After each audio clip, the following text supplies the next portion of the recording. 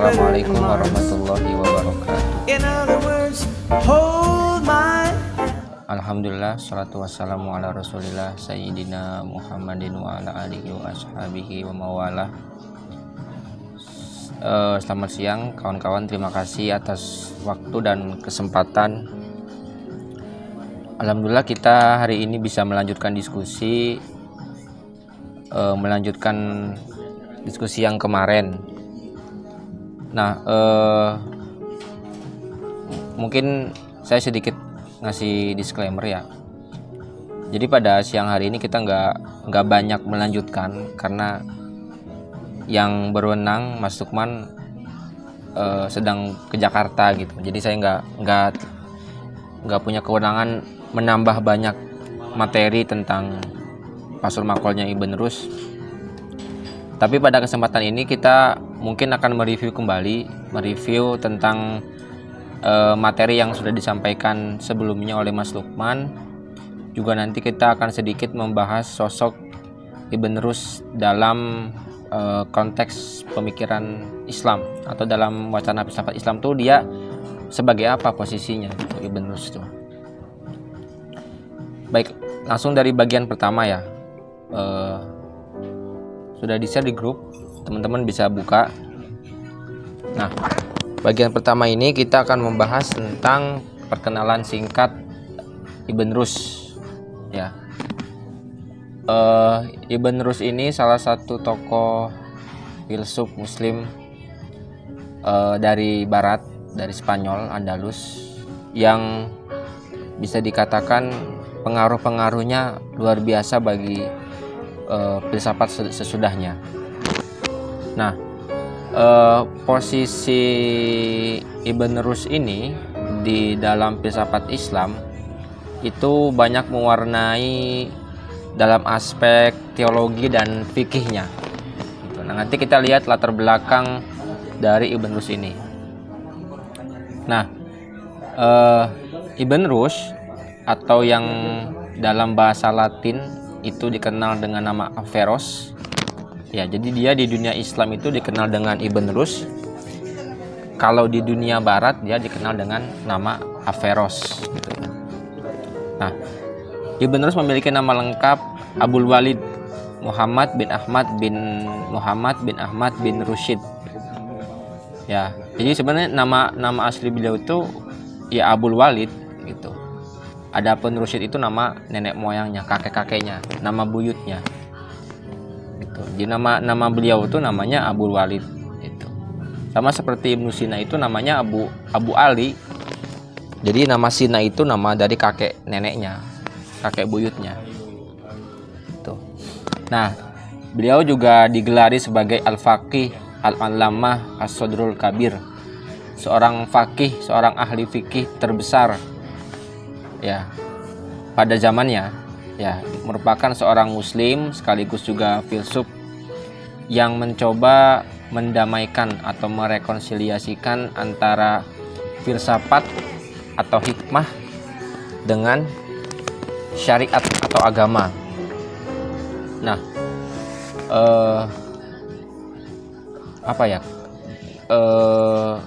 penggunaan istilah filsafat sendiri di dunia Islam itu disebut dengan hikmah, karena filsafat kan diambil dari bahasa Yunani.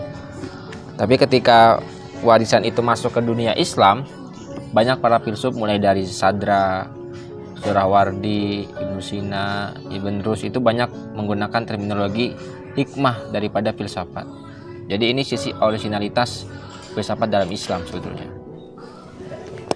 Jadi Ibn Rus itu salah satu pelopor ya, satu-satunya orang yang berani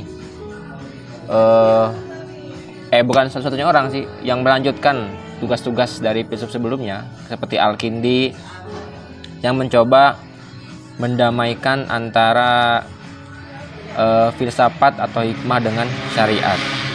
Nah, di sisi lain dia juga menjadi satu-satunya tokoh yang memberikan ulasan, komentar dan tafsir atau interpretasi terhadap seluruh karya-karya Aristoteles kecuali karya politiknya.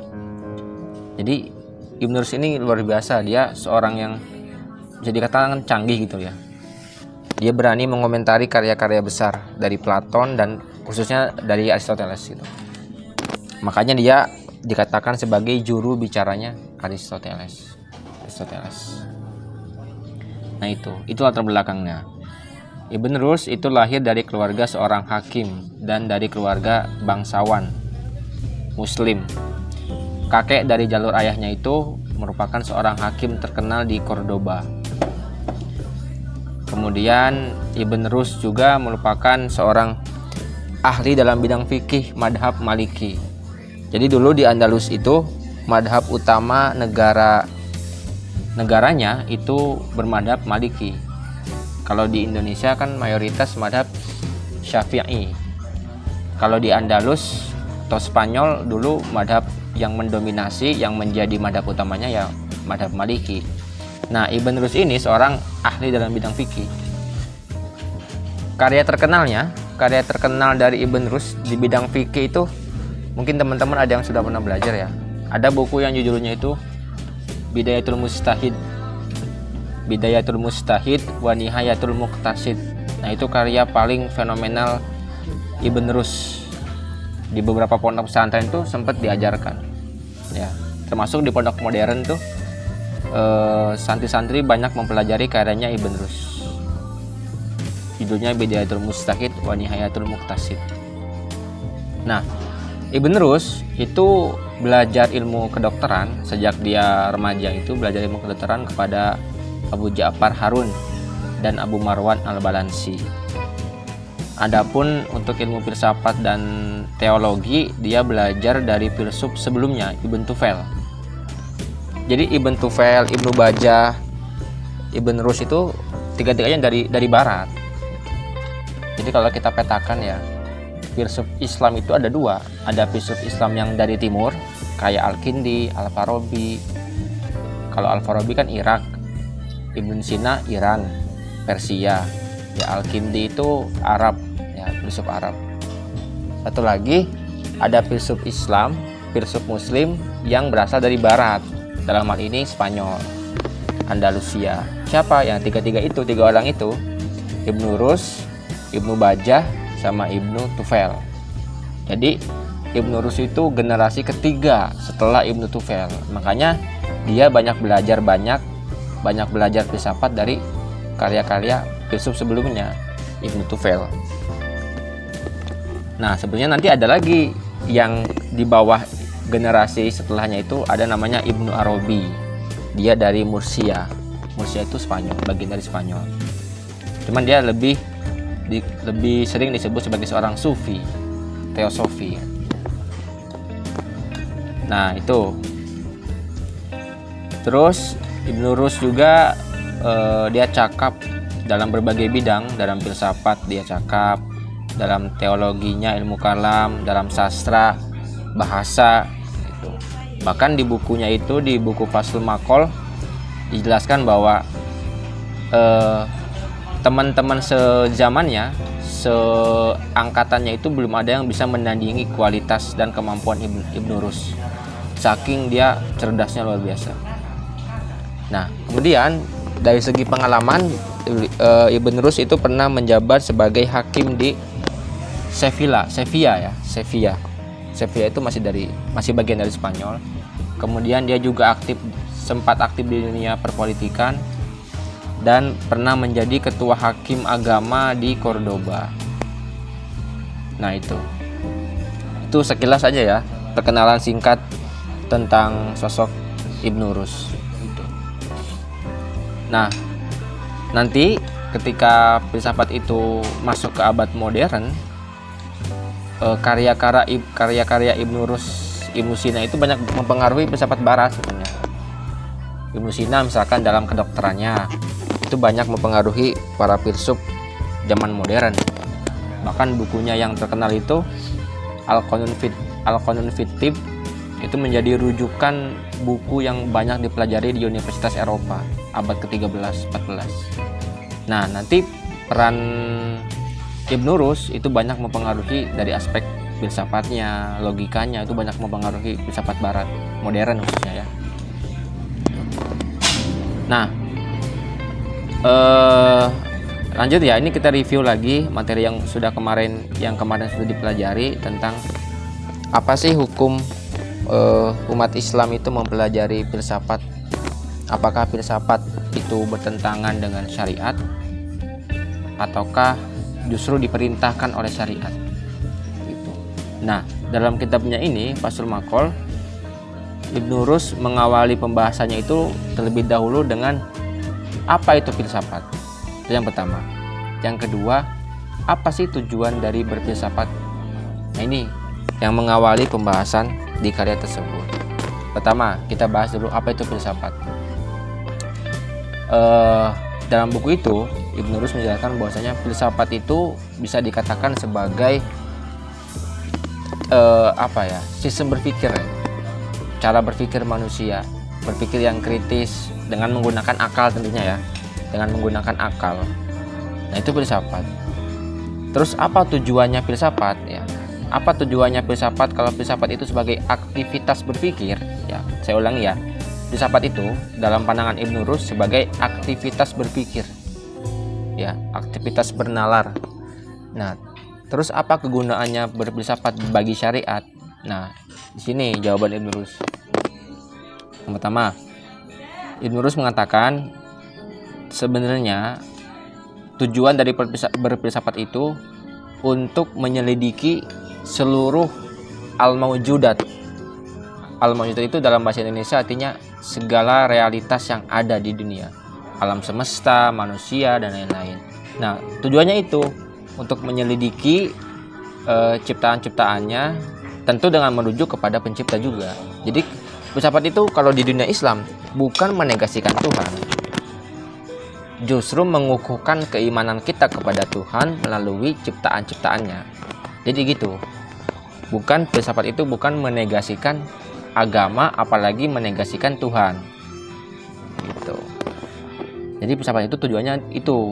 Di sini jelas nih, sudah saya kira sudah tegas di situ Ibnu Rus menyatakan bahwa filsafat tidak lain dan tidak lebih hanya mencari rasionalisasi terhadap segala realitas ciptaan-ciptaan Tuhan. Sebagai apa? Sebagai upaya mengetahui lebih dalam tentang Tuhan. Gitu. Jadi sebenarnya filsafat itu bukan sumber, tapi filsafat itu alat atau jalan untuk mengetahui Tuhan. Nah, sedangkan sebagaimana kita tahu jalan itu kan banyak. Ada bisa lewat sains, bisa lewat tasawuf, bisa lewat filsafat, bisa lewat kalam, teologi, bisa lewat syariat. Jadi itu posisinya itu filsafat itu sebagai alat, bukan sebagai sumber kebenaran, bukan. Nah, untuk apa? Untuk mencapai tadi puncaknya itu ya di Tuhan itu, agama itu. Jadi di sini saya kira sudah clear ya, sudah jelas. Ini pendapat seorang tokoh besar. Jadi kita harusnya lebih merujuk ke situ daripada berangkat dari opini pribadi. Itu yang pertama. Tadi sudah dijelaskan apa itu filsafat, apa tujuan dari berfilsafat. Sekarang pertanyaannya, apakah bertentangan dengan syariat, atau dalam hal ini apakah berfilsafat itu bertentangan dengan agama? Nah, nih argumentasinya gini, Ibnu Rus. Ibnu Rus itu mengambil ayat-ayat Al-Quran yang menjelaskan perintah Tuhan kepada manusia untuk mendayagunakan akalnya. Contohnya nih ada di sini. Di buku ini dijelaskan ayatnya nih. Contoh yang paling kita tahu lah, yang la'allahum yatafakkarun, la'allahum yaqilun, afala yang zuruna, afala yaqilun, afala taqilun. Itu sebenarnya perintah sekaligus teguran dari Tuhan bahwa manusia itu harus mendayagunakan akalnya. Nah, disinilah argumentasi Ibnu Rus berangkat dari aspek basisnya itu emang dia teologi, maksudnya dalam hal ini Quran gitu. Jadi argumentasinya itu ya berangkat dari Quran Ibnu Rus tuh. Terus ayat lain yang langsung disinggung ini ya, yang langsung disinggung oleh Ibnu Rus itu ayat tentang ini, ulul albab. Jadi ada ulil absor, ada ulil albab dalam Al-Quran tuh. Siapakah yang dimaksud dengan ulil absor? Alladzina yadhkurunallaha qiyaman wa qu'udan wa 'ala junubihim wa yatafakkaruna fil khalqis samawati wal ard. Orang-orang yang dalam keadaan duduk, dalam keadaan berdiri, apapun itu senantiasa berpikir, bertadabur, merenungkan ciptaan-ciptaan Tuhan. Maka nanti akhirnya Robbana ma khalaqta hadza batila. Jadi itu sangat urgensi dari menggunakan akal itu penting dalam Islam itu, sehingga kita tidak terjebak dengan fanatisme atau taklid. Dalam bahasa agama itu ada namanya taklid, hanya mengikuti tanpa tahu apa tujuannya. Jadi argumentasinya berangkatnya dari Quran, Ibn Rushd. Nah, jadi sudah terjawab ya, bahwasanya filsafat tidak bertentangan dengan agama sejauh itu menyangkut hal-hal yang sifatnya tadi mengenai ciptaan-ciptaan Tuhan, mendayagunakan akal, itu wajib dalam Al-Quran bahkan kata Ibn Rushd gitu, wajib menggunakan akal. Nah, yang kedua, Ibn Rushd itu menjelaskan jadi gini, Ibn Rushd itu memetakan beberapa kelompok. Ada kelompok mutakallimun atau para ahli teolog, ada fuqaha, ahli fikih, ada arifin. Arifin itu orang yang bijaksana, dalam hal ini ya filsuf. Mereka punya instrumen sendiri, punya metodologi sendiri. Kalau misalkan para mutakalimun itu punya metode namanya kias jadali, dialektis. Ya, itu gunanya apa? Sama untuk mengukuhkan keimanan mereka. Kan sebenarnya fungsinya ilmu kalam tuh nggak jauh untuk membentengi akidah umat Islam sebetulnya. Ya, membentengi akidah umat Islam itu dengan apa tadi? Dengan metode jadali itu, dialektis. Nah, itu teologi ya. Fikih juga sama begitu, dengan metode tadi kias fikih. Jadi kias itu ada kias versi ilmu fikih, ada kias versi ilmu logika. Nah, kalau kias versi ilmu fikih itu yang kemarin sudah dijelaskan sama Mas Lukman, ada 4 anasir, ada aslul, ada furu, ada 2 lagi tuh apa? Yang paling kita tahu lah contohnya itu tentang hukum ini. Hukum zakat menggunakan beras. Nah, bayangkan zaman Nabi tidak ada beras. Kenapa kita sekarang zakat pakai beras? Bid'ah dong. Nah, disitulah fungsinya kias bermain. Nah, kias ini kan menggunakan penalaran juga, menggunakan segenap akal juga. Dan itu tidak bertentangan dan tidak ada yang membilang itu bid'ah. Tapi ketika para filsuf menggunakan akal atau kias, kalau bahasanya Ibn Rushd itu kias akli atau kias burhani, metodologi burhani, itu dianggap bid'ah oleh beberapa kalangan teolog. Nah, emang di situ kalau dari latar belakang keagamaan sosialnya itu ada semacam konflik gitu loh, dari kalangan filsuf dengan kalangan teolog, kalangan filsuf dengan kalangan fuqaha. Jadi saling berbenturan. Jadi bicara soal konflik dulu di dunia Islam sudah lebih awal, tapi bukan konflik yang berdarah-darah ya. Maksudnya meskipun ada juga, tapi lebih banyak kepada konflik soal pemikiran, wacana. Itu sangat kuat dulu di Islam tuh. Nah itu, jadi filsuf dalam kata Ibn Rushd punya instrumen sendiri namanya kias akli. Fuqaha ahli fikih punya instrumen sendiri namanya kias fikih. Terus teolog punya ini sendiri namanya kias jadali dan macam-macam. Gitu. Terus juga di buku itu Ibn Rushd menyinggung ada 6 jenis kias. Ada kias burhani, ada kias jadali, kias khitobi lewat retorika, kias mughaliti, ada kias syi'ri, kias fikhi. Semuanya kegunaannya beda-beda dan digunakan oleh kelompok-kelompok tertentu, tentu saja. Gitu. Nah, terus, gini, Ibn Rushd juga gini. Kalau kias kan tadi 2 ya. Ada kias menurut ilmu fikih atau usul fiqh, ada kias dalam terminologi logika. Kias yang dalam konteks ilmu logika itu sudah ada dari sebelum Islam. Nah, di sini sikap keterbukaannya Ibn Rushd kepada warisan Yunani. Jadi Ibn Rushd mengatakan kias yang kita pakai sekarang atau silogisme dalam logika itu sudah ada yang menyusun itu. para pendahulu, atau dalam bahasa Arabnya al-mutaqaddimun. Nah, Islam itu mengambil dari situ, memang mengadopsi. Jadi kias itu. Jadi kita itu harus menerima pandangan-pandangan atau warisan-warisan ilmu yang sudah disusun sedemikian rupa oleh para pendahulu kita. Siapa yang dimaksud dengan pendahulu kita? Ya para filsuf Yunani sebelumnya, kayak Aristoteles dan lain-lain. Jadi kias ini sudah ada di zaman Yunani. Kemudian Islam mengambil itu. Kalaupun ternyata keliru, ada yang salah, maka kewajiban kita untuk mengoreksi itu. Nah, jadi ini sekaligus membantah anggapan banyak orang bahwasanya filsafat Islam itu hanya carbon copy paste aja dari Yunani. Atau dalam bahasa yang lebih sarkas, filsafat Islam itu filsafat Yunani yang berbaju Islam. Nah, itu kan sarkas. Filsafat Yunani yang diislamkan, padahal nggak begitu. Meskipun para filsuf muslim banyak mengambil dari sumber Yunani, tapi mereka punya originalitasnya sendiri. Jadi ada karakteristik sendiri yang membedakan antara filsafat Yunani dengan Islam. Gitu. Nah, terus terkait kias. Kias itu lagi-lagi Ibn Rushd memposisikan sebagai instrumen, sebagai alat, hanya sebagai alat. Kalau kita tidak punya kias, maka kita tidak memahami realitas ciptaan. Kalau kita tidak memahami realitas ciptaan, tentu kita tidak memahami Sang Pencipta. Jadi urut loh. Tidak langsung kepada Tuhan. Tapi kita mempunyai alatnya dulu, kias, kita memahami ciptaan-ciptaannya, maka nanti kita akan memahami Sang Pencipta. Kalau kita nggak punya alatnya, kita nggak akan bisa memahami ciptaannya, dan otomatis kita pun tidak akan memahami siapa penciptanya. Itu. Nah, yang terakhir hubungan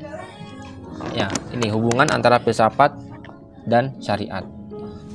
Nah, di dalam buku ini memang sangat singkat, hanya dua halaman. Bisa dikatakan babnya singkat banget ini, kalau yang ini. Tapi secara garis besar bisa kita simpulkan bahwasanya bagi Ibn Rushd sudah sangat jelas hubungan antara filsafat dan agama itu tidak bertentangan, tidak dikotomis, tidak kontradiktif, tapi saling mendukung. Jadi gini, kebenaran yang dihasilkan oleh agama dengan kebenaran yang dihasilkan oleh filsafat tidak bertentangan, tapi saling mendukung. Bahasanya gitu. Di buku itu bahasanya gitu. Saling mendukung dan saling melengkapi. Maka dari itu, kesimpulannya, relasi atau hubungan antara syariat dengan filsafat itu tidak ada pertentangan, bahkan dianjurkan oleh agama. Jadi gitu. Nah, yang terakhir, di sini ada beberapa keyword, kata kunci yang sering diulang-ulang oleh Ibn Rushd dalam kitabnya itu. Yang pertama tentang mantik. Mantik itu dalam bahasa Indonesia logika. Mantik. Terus al-hikmah. Nah, ini al-hikmah itu filsafat maksudnya. Terus al-mawjudat itu segala realitas yang ada dan hadir, ya seperti alam semesta dan lain-lain. Kemudian al-masnuat itu hasil kreasi Tuhan atau ya ciptaan Tuhan sendiri. Kalau as-soni itu ya itu tuh Tuhan Allah gitu maksudnya. Memang Ibn Rushd tidak secara eksplisit menyebut Allah di situ, tapi lebih kepada menggunakan istilah lain sih, kayak as-soni dan lain-lain gitu. Lebih banyak itu. Terus al-mutaqaddimun. Nah, Ibn Rushd juga sering mengulang-ulang kata al-mutaqaddimun. Jadi al-mutaqaddimun itu merujuk kepada para filsuf Yunani, Socrates, Platon, Aristoteles. Terus yang terakhir al-mutaakhirun, ya filsuf generasi dia atau filsuf generasi setelahnya. Yang ketiga an-nazru, yaitu penyelidikan lebih dalam. Jadi kita tuh tidak hanya sekedar menerima alam semesta, tapi kita menyelidiki gitu. Dengan apa kita menyelidiki? Bukan dengan teks, tapi dengan